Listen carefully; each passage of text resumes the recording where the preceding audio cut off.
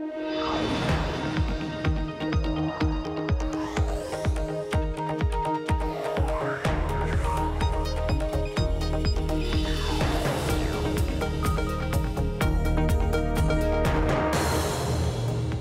Emily Chang, and this is Bloomberg Technology. Coming up, a new twist in the investigation into election interference, but this time the trail doesn't lead to Russia. How Facebook and Google are implicated in anti-refugee campaigns in U.S. battleground states. Plus, we have more coverage of the WSJD conference. Hear my conversation with Facebook's VP of Messenger, David Marcus, about their big plans to take on Venmo. And after a summer of disappointments at the U.S. box office, Disney doubles down on fantasy. Why CEO Bob Iger believes a superhero showdown, a musical animation, and The Force will pack theaters this fall. But first, to our lead. Financial execs around the world are bearish on humans, fearing that robots will eliminate jobs on the trading floor. A dozen executives and consultants in charge of deploying technologies told Bloomberg that automation will take over daily tasks currently performed by humans. In fact, consulting firm Optimas has already predicted AI may wipe out 230,000 financial jobs by 2025. Here with us to discuss tech's growing influence in the financial world and other industries, Michael Wolff, CEO and co-founder of Activate. Michael just presented his top predictions for tech and media in 2018 at the WSJD conference, and you flew up here to talk about it, Michael. Thank you so much. Just arrived. So let's start with automation. You know, no question that automation is going to have a grave impact on jobs across sectors, but in the finance industry in particular, what do you see? Well, there are a couple things. First of all, we've already seen the robo-advisors. I mean, firms like Betterment and Wealthfront are already managing lots of accounts, and they're making financial management accessible to a large group of consumers who historically wouldn't have been able to afford it. Now, we're going to see automation go into other parts of the finance world, and some of it is expertise, automation, and augmentation. It's taking jobs where a lot of judgment has been applied in the past and providing tools to help those people.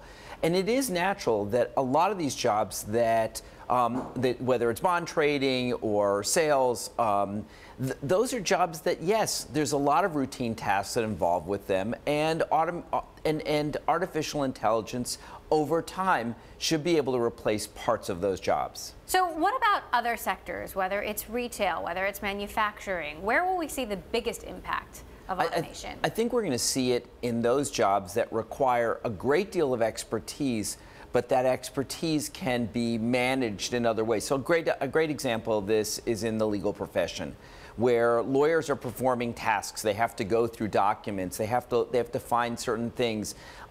Using sort of natural language search, being able to have artificial intelligence that can highlight and translate those into law, that's going to be very important. And could AI and automation also take jobs in technology itself? I mean, you know, when you think about, you know, the stuff that Facebook's doing with ads, the curating of content, the flagging and filtering of content, some of that is done by humans today, but the goal is to have that automated. Well, some of it's done by humans, but also what will make artificial intelligence more intelligent is going to be some sort of crowdsourcing of actual human actions versus just machine learning. But yes, a lot of the tasks in computing, yes, they will be done automatically. So some of the most basic programming, a lot of those things that just a couple years ago would have required expertise, that expertise is now really can be done by computing. Now, something else you've predicted is that of the big giants, Google, Facebook, Apple, Amazon, they will increasingly compete on the same turf. Where do you see the biggest showdown, if you will, in 2018? Well, of course, one of the places is AI. But, and they're all, what they're most concerned about, so we hear a lot about smart speakers, and every one of these companies has launched a smart speaker, everybody but Facebook, and it's rumored. And every one of them has a digital assistant, whether it's Alexa, Google Assist, Siri, Cortana. And why are they so focused on this? Because they want to own that front end between AI and the user. So they're going to be competing in a lot of ways. They view owning that front end as part of their manifest destiny, because it's the control to their core business, whether it's e-commerce, whether it's search, whether it's media, whether it's social and communications. So that's a place we're going to see them compete, and it's going to be ferocious competition. At the same time, all of the Asian companies are going to be doing the same. So we've got Tencent and Alibaba and Line. They're all going to be doing the same thing. They're going to be launching launching artificial intelligence, digital assistants, and it'll first be delivered through a speaker, and then later on through every other consumer electronics product. So let's start with the speaker. Apple, Google, Amazon all have one. Do you see all of them maintaining a foothold in this area, or do you see one or two dominating the market? We believe that the smart speaker market will peak within 2 years. And that part of the reason for that is that those digital assistants will be built into every other device, whether it's your car or your toaster or your Nespresso machine. There are also a lot of devices that are going to be able to use more than one. So Sonos is coming out with a speaker that uses Alexa today, but in the future can use both Cortana and Google Assist. So then when it comes to the actual assistants themselves, I have the same question. Do you see one becoming predominant, it being tied to the operating system or the smartphone that you're using, or that multiple assistants can survive? I think multiple assistants can survive, and I think that at each one of these companies, so we have 2 standards today in mobile operating systems. There's nothing that will stop there from being 4 standards in digital assistants, especially if people are going to be able to. There's some cross-platform portability. There's huge discussion now about the power and the responsibility of these platforms. As you know, Facebook, Google, and Twitter are going to be speaking before Congress on November 1st, talking about Russian meddling on their platforms. Do you see the reputation of these platforms being tarnished by this, or is this just a bump in the road? I think that what's come out already is just the tip of the iceberg. I mean, they're trying to minimize the impact by talking about $100,000, very small ad campaign. But in a lot of ways, what's been driving fake news is fake friends.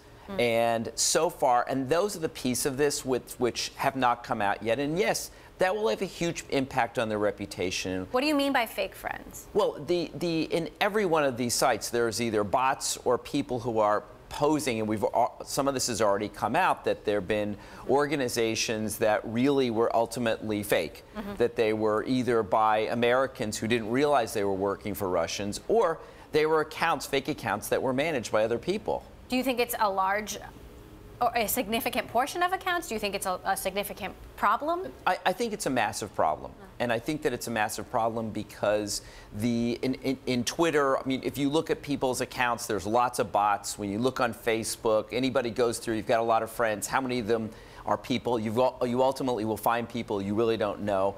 And there's been a long time, this is part of the whole problems, not just in terms of social, but in terms of advertising fraud and other things that are plaguing these industries. I think it'll hurt their reputations in the near term.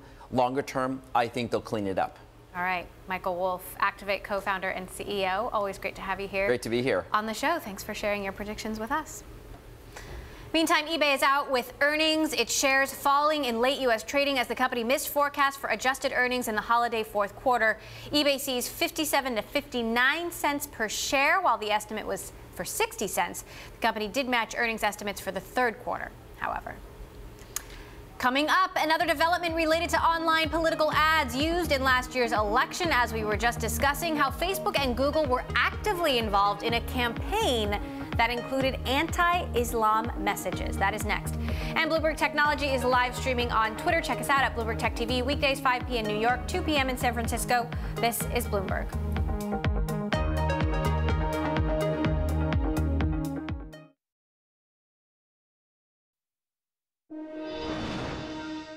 One thing is for certain when it comes to Bitcoin, there will be volatility. Wednesday's trading session, the world's largest cryptocurrency, had its worst day in a month. U.S. Commodity Futures Trading Commission published a primer on the asset class, where the agency said virtual tokens used in initial coin offerings can come under CFTC oversight. The SEC has already said tokens from some ICOs can be securities under its oversight.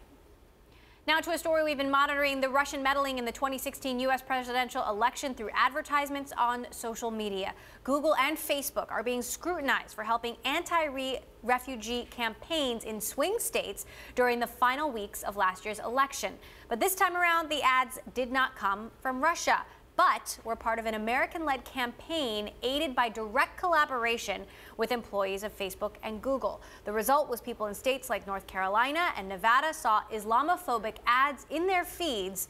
Joining me now to discuss, Ben Elgin, who reported this story for Bloomberg.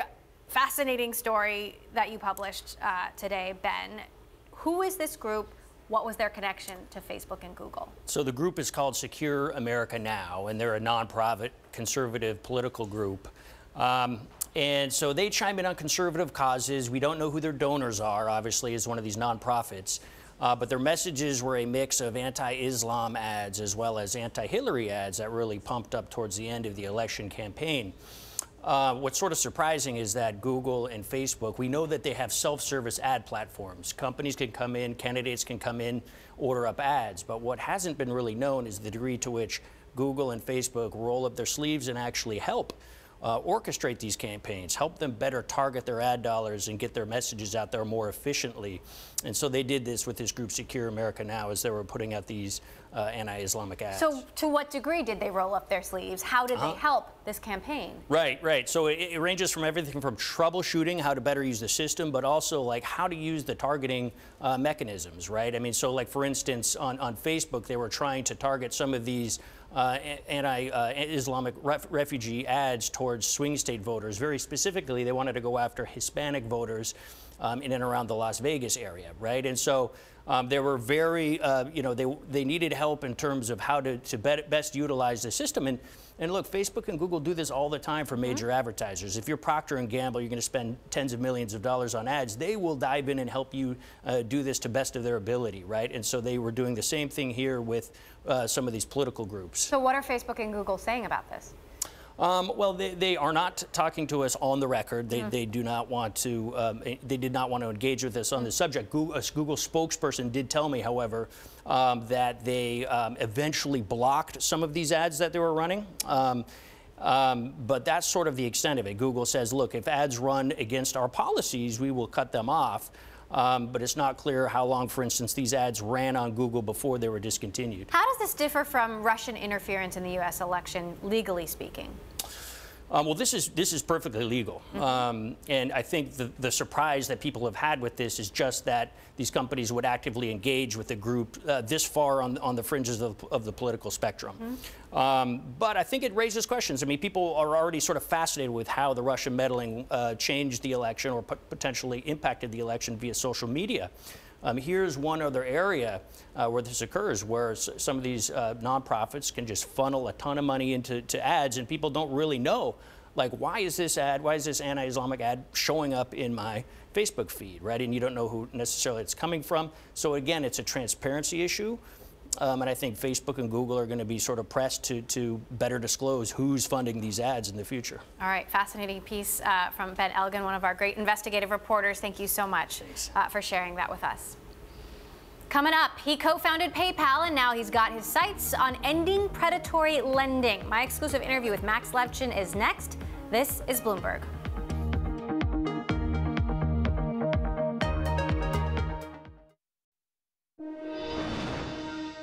CNN has received a waiver allowing routine drone flights above crowds. It's a milestone for the industry, seeking greater use of the remote-controlled devices for everything from insurance inspections to covering news.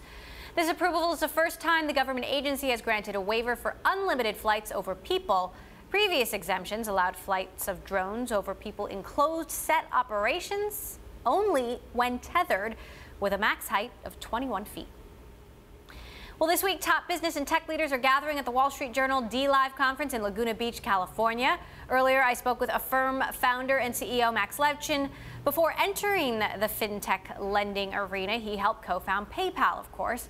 In my exclusive interview with Levchin, I began by asking about the trends he's seeing in the lending arena now. Take a listen. I think we're just about ready to enter the consolidation phase of this new market, where companies that are good at managing risk, smart about underwriting, smart at reserving, and are set up for long-term success are going to start picking up the stragglers, the ones that don't have the capital, don't have the management teams, aren't ready to take on both the risk management demands and the regulatory demands, frankly, of the space. So what do you see happening when it comes to predatory lending, for example? Well, I think the promise of FinTech, the thing that we're all really have come here to do in one way, is to get rid of predatory lending. It's to shine a spotlight of what is the right and the wrong way of doing this, to bring more access to credit to those that are traditionally excluded, pushed out by the players into the darker reaches of pawn shops and pay-to lenders. So I think the opportunity is still there, and we're all working on it very hard.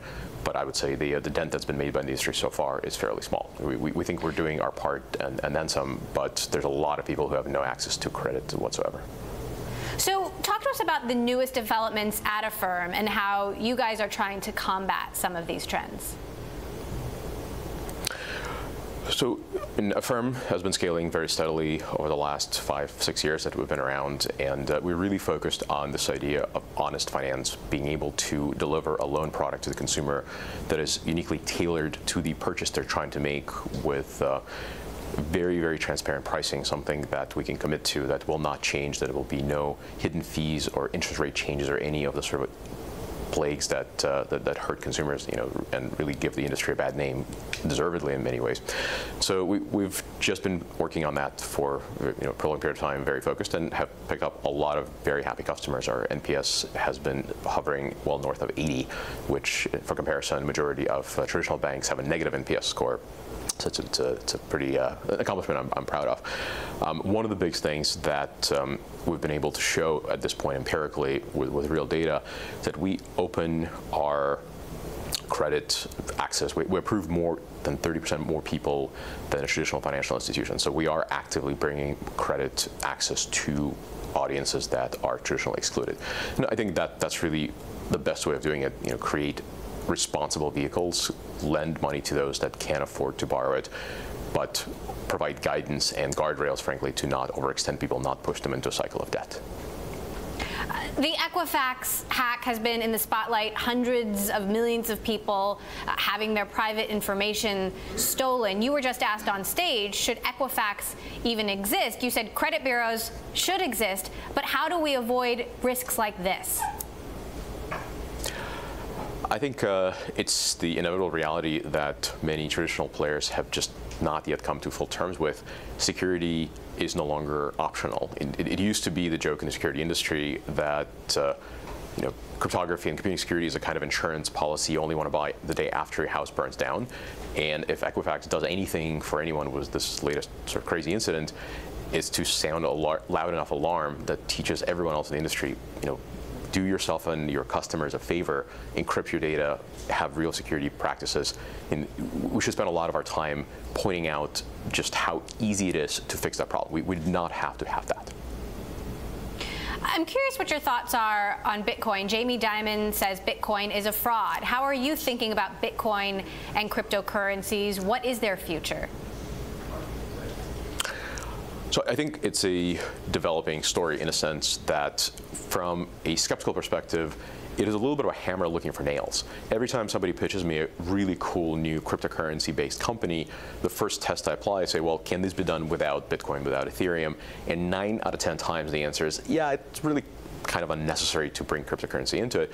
Having said that, the promise of cryptocurrency, and especially the distributed ledger, the idea of inexpensively creating fully distributed, verifiable trust, is really powerful. And I believe we will converge on concepts and companies and fundamental improvements to our society through the usage of the blockchain.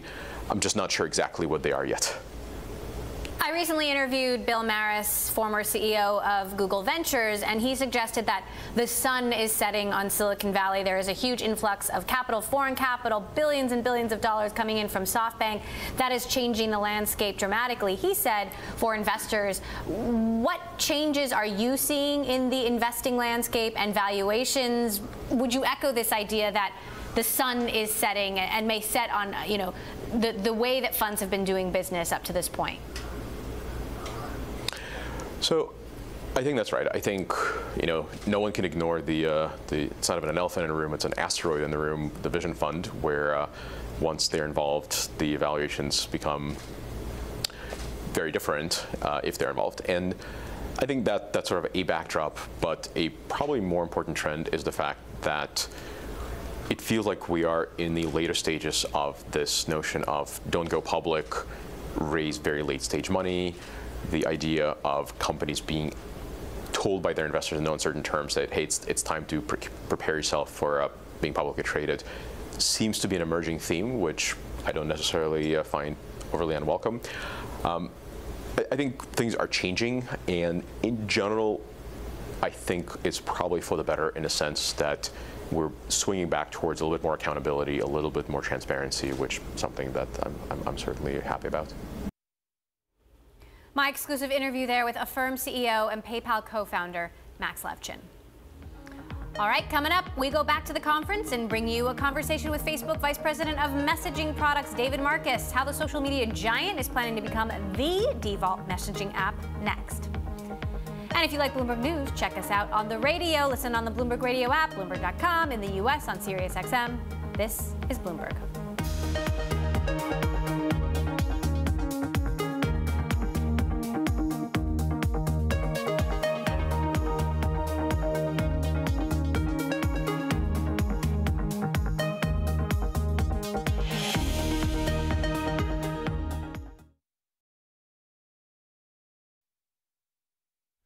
I'm Mark Crumpton in New York. You're watching Bloomberg Technology. Let's begin with a check of first word news. President Trump says the nation faces what he calls a once-in-a-lifetime opportunity to overhaul the tax system. The president spoke during a White House meeting with a group of senators. The timing is right. I have had people on both sides, and I promise not to mention the name of the people on the other sides or names, but a lot of people are liking this very much, and I think we'll have tremendous support. The president says the plan will provide the largest tax cuts in the nation's history. NAFTA negotiators are working on a side deal for the U.S., Canada, and Mexico to make a non-binding pledge to avoid devaluing their currencies for competitive purposes. That's according to 3 people familiar with the matter. President Emmanuel Macron confirmed today that the state of emergency in France will be lifted on November 1st. It was imposed in 2015 after the Paris attacks that killed 130 people. President Macron stated the effectiveness of the state of emergency was no longer clear. The European Union has unveiled new measures to help counter deadly low-tech attacks following a series of killings in major cities by extremists driving vehicles into crowds. We have to accept that the terrorists don't stand still. They change and adapt their methods. We need to be ready to adapt our response. The European Commission, which proposes and ensures compliance with EU laws, said the measures are aimed at better protecting major gatherings like concerts or sporting events. Global news 24 hours a day, powered by more than 2,700 journalists and analysts in over 120 countries. I'm Mark Crumpton. This is Bloomberg. It's just after 5:30 p.m. here in New York, 8:30 Thursday morning in Sydney. My colleague Paul Allen has a look at the markets. Paul, good morning. Good morning, Mark. Well, trading's been underway in New Zealand for about 30 minutes now. The NZX off about 0.1%. This is after US equities closed higher again, and we've got oil hovering around the $52 a barrel mark. Nikkei futures are modestly higher. We're expecting the Japanese trade surplus to widen in September. Here in Australia, we've got ASX futures looking pretty flat, down just 2 points. The market waiting on production numbers from Santos and Woodside, the 2 petroleum producers there, and BHP gets its AGM underway. Also keeping an eye on the Australian dollar today. Jobless numbers for September expected to remain steady at 5.6%, and watching the Bank of Korea as well, expected to hold that 7-day repo rate at 1.25%. I'm Paul Allen in Sydney. More from Bloomberg Technology next.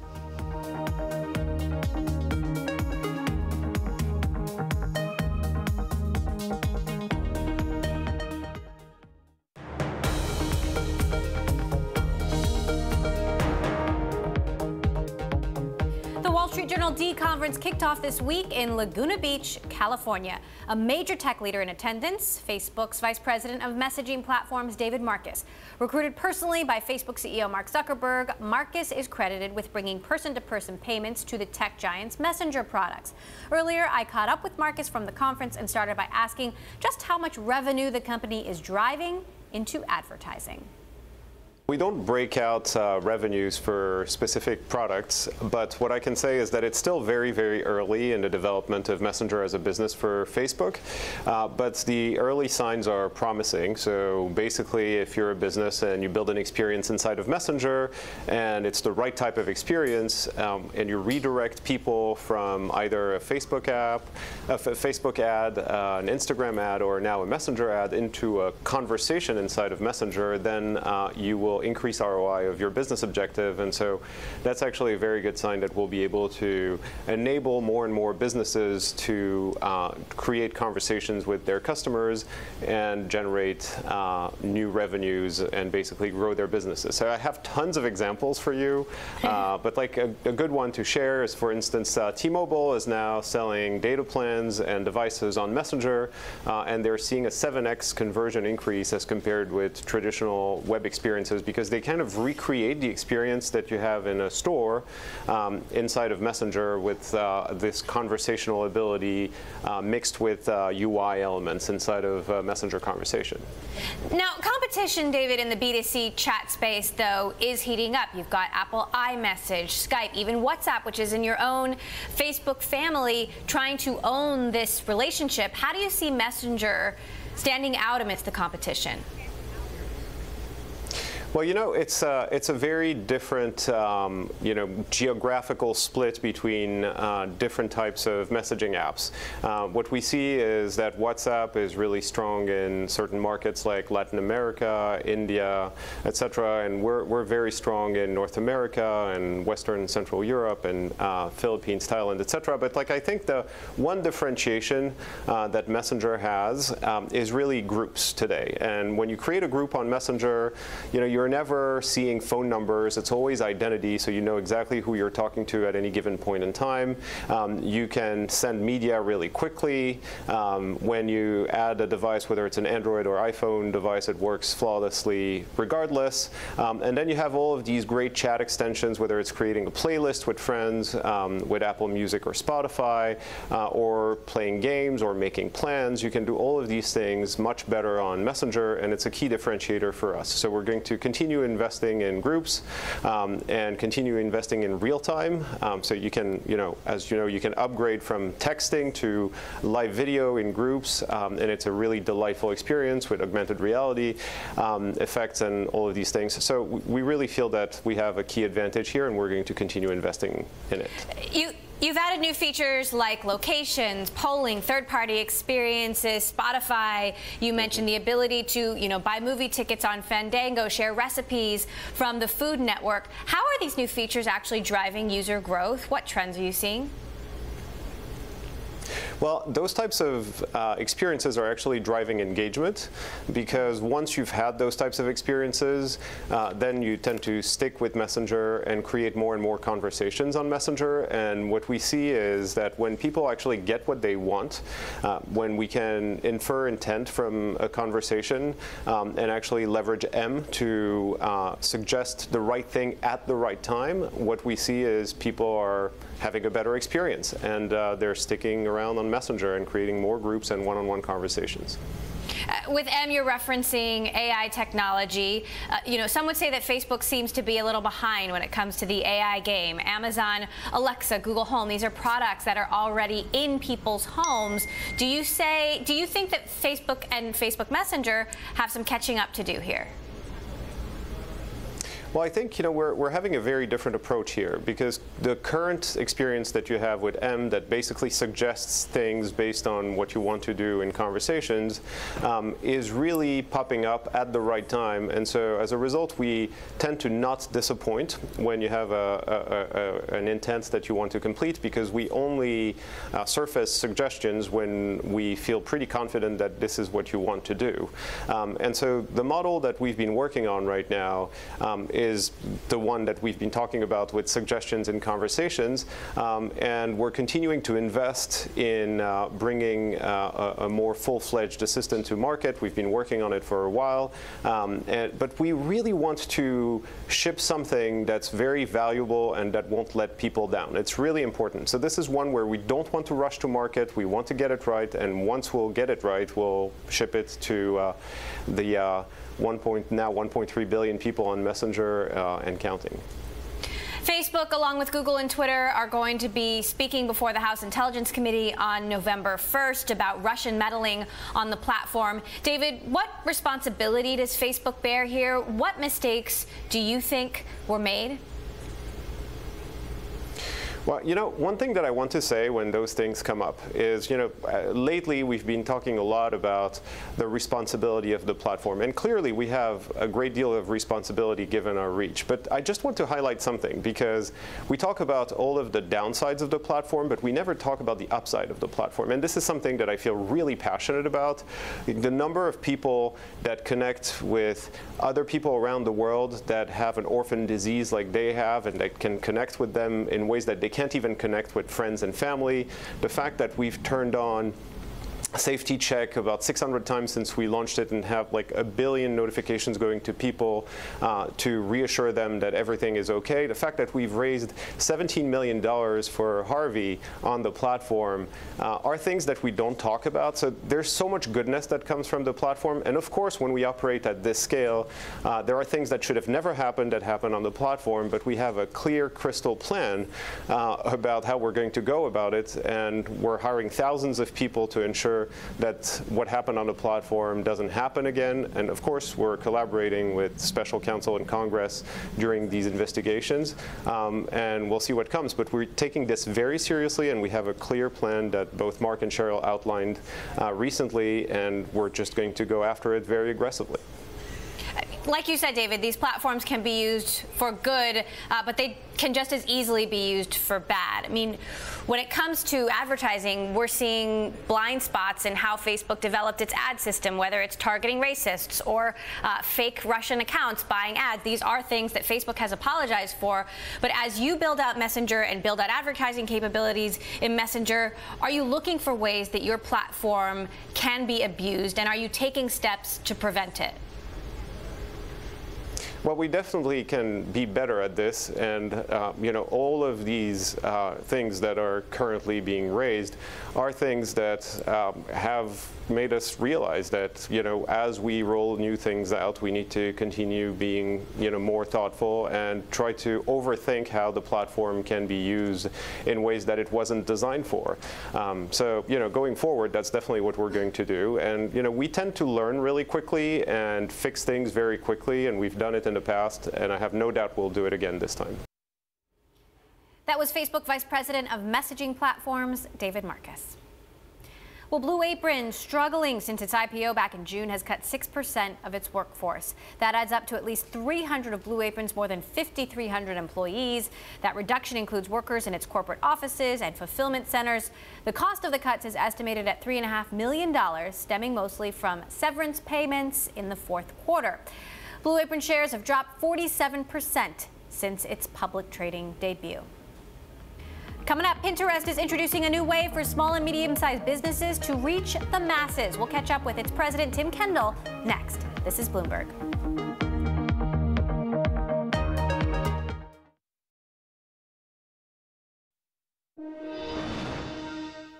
Pinterest is hoping to reel in advertisers. The social network introducing a new way for small and medium-sized businesses to reach the masses. The new tools will be found in the Pinterest Ads Manager and will allow businesses to target customers searching for potential products. For more details on the new ad search platform, we're joined by Pinterest President Tim Kendall. And of course, you've already had advertising on the platform. This is one new feature. Yeah. How will this work? Well, people use Pinterest to plan, and since they're planning, it's a really awesome time for businesses to connect with the consumer while they're in the early part of the buying process. So what we're announcing today is an ability for small businesses to reach people on Pinterest while they're searching. So when they're searching, there is some sort of intent there, and I know you worked at Facebook for many years. Yep. Do you think that these Pinterest ads will be more effective at actually getting people to buy stuff than your typical Facebook ad, for example? Well, what we see when people search on Pinterest is they know notionally what they want. Like they're looking for an L-shaped couch, or they're looking for a bedside table, but they don't know what brand they want to buy it from. And that's why it's such a unique and optimal point for an advertiser to get in front of that consumer, because they know what they want, but they don't know who they want it from. And so for businesses, especially small businesses who have to acquire new customers to grow and have to find people to buy their product who've never heard of them, it's an awesome time to get in front of them. So if you're searching for, like I said, an L-shaped couch or a baby stroller, we can now let a small business who sells those products get in front of new people. So how much could this boost Pinterest's revenue potential? Well, so small and medium-sized business is now our fastest growing segment. And some people do the little trick of law of small numbers. In this case, it's a big number and it's growing the fastest. But I think Pinterest, because we're strong in home, beauty, style, and food, these are categories where small businesses thrive. There are lots of new entrants. People want selection. And so because Pinterest is strong in these categories, it's a natural place for small businesses to be. So what can you tell us about trends in advertising revenue at large at Pinterest? So up, in the correct direction. They're growing. The trajectory is great, and we're really pleased with it. So one of the weaknesses, as we were talking about earlier on the show, with self-service advertising is the potential for abuse, and we've seen this with the Russian meddling on Facebook's platform, trying to swing the election. How do you make sure that this kind of thing doesn't happen on Pinterest? Well, in terms of our ad review, we do three things. First of all, every single ad on Pinterest has been reviewed by a human. Every single one. The second thing we do is Can you keep that up as you scale? I believe we can, yeah. The second thing we do is we use technology to look for fraudulent ads and spammy ads. And then we also have, and other people do this too, we have human eval to check that technology and continue to provide a constant feedback loop to that technology so it keeps getting better and learns.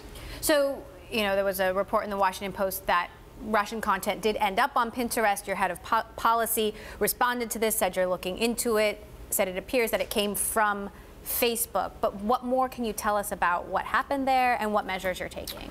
Well, look, that content has been rampant across the internet, and our pinners saw that content. It's convincing content. It doesn't look fake, and in some instances, they saved it into Pinterest. And when we saw it, we removed it. In general, what do you think is the responsibility of these platforms? Well, I think when we see that content, we have an obligation to remove it. So, and so we're trying to stay in line with that principle. When it comes to advertising in general, Pinterest is always on the list of the potential companies who could go out of the gate and hit the public markets. Does this bring you any closer to an IPO? I mean, we don't have any plans for an IPO. We're super focused on making the product better for our users and growing the business. And what can you tell us about demographic trends among users? I mean, a lot of people think women use Pinterest mostly. Is that true? No. So men, fastest growing segment, also not playing the trick of small numbers there. So how big? Well, 40% of signups today are men. Okay. So it's significant. And where do you see this going? I mean, you're in charge of building the business. Beyond these new ad features, sort of what's next? I think that we want to do for discovery what Google did for search. That is a huge opportunity. If we're the service on everyone's phone that they use to discover what they want to eat, what they want to wear, where they want to live, where they want to travel, it's a gigantic business. It's also just a gigantic service for everyone to use and improve their lives. All right. So, well, we'll be watching. Tim Kendall, president of Pinterest. Great to have you back here on the show. Thank you so much for joining us. Great to be here. Okay, coming up, the movie business may be in a world of trouble, but Disney CEO Bob Iger is still confident his portfolio of superhero films will pack a punch in coming months. That is next. This is Bloomberg.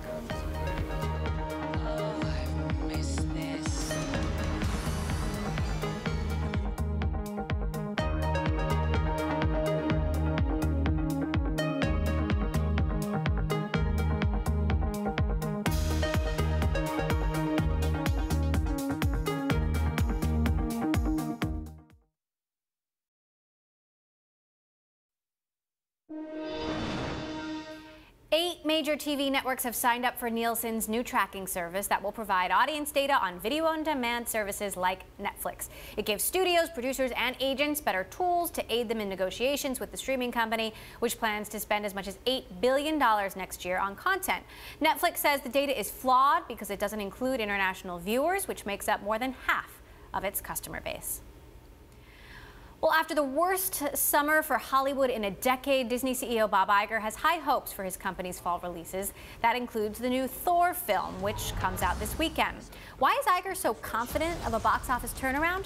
Joining us from LA, Chris Palmieri, Bloomberg's LA bureau chief. So, Chris, how important is the Thor movie for Disney?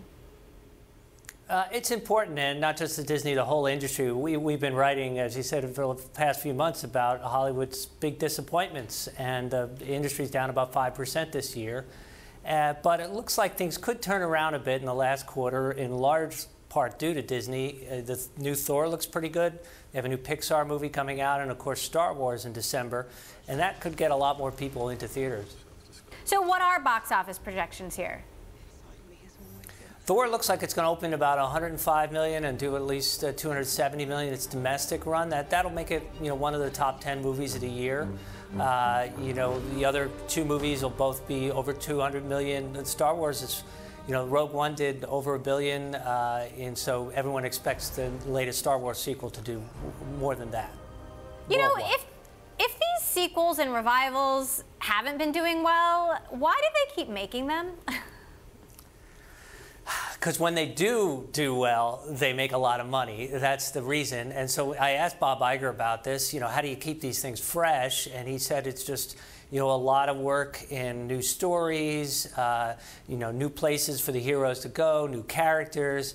And, in the case of Thor, I saw it, it's a funny movie. So there was actually kind of a change in tone from the past. There's a lot more humor in this, which people seem to respond to in these superhero movies these days. We actually do have a chart showing what movie theater stocks have been doing. #BTV3738. Movie theater stocks, there you can see, have tumbled over the last year. In terms of keeping things fresh, one of the things that's interesting is the Marvel Comics, the print edition. They've tried to increase diversity. Thor is now a woman. Iron Man is a black woman from MIT and more. When will we see that kind of diversity translate on screen? You're starting to see it. There were some definitely new characters. There's a big woman star, Kate Blanchett, in the new movie, and you're going to see Black Panther, Marvel superhero, directed by African-American director as well next year. So, it's starting to work. It's obviously a big issue in Hollywood these days, diversity of all kinds, and you're going to start to see it, I think, reflect a lot more in the product as well. What would a hit mean for the film business? Well, right now we're just trying to get back to even for the year. Last year was a record year, so if these three Disney movies do well, there's another Warner Brothers film, Justice League, coming out. We could be back to break even. That will at least take away this feeling that people aren't going to movies anymore. All right, Chris Palmieri, our LA bureau chief. Chris, as always, thanks for joining us on the show. And that does it for this edition of Bloomberg Technology. A reminder, we are live streaming on Twitter. Check us out at Bloomberg Tech TV, weekdays 5 p.m. New York, 2 p.m. in San Francisco. That is all for now. This is Bloomberg.